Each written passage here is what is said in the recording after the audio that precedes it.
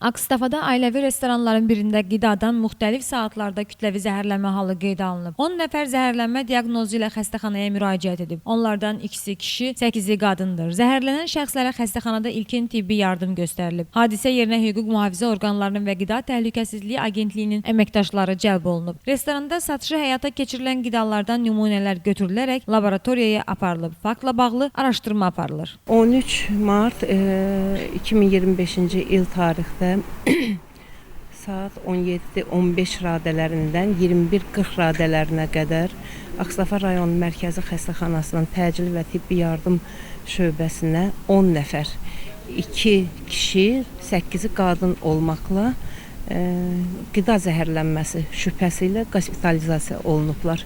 Xəstələrə zəruri tibbi yardım göstərilib. 3 nəfər ambulator müalicə üçün evə göndərilib, 7 nəfərin müalicəsi davam etdirilir, xəstələrin vəziyyəti qənaətbəxş hesab olunur. Gündüz Zülfüqarova, Kamran Əskiparalı, bugün informasiya proqramı üçün.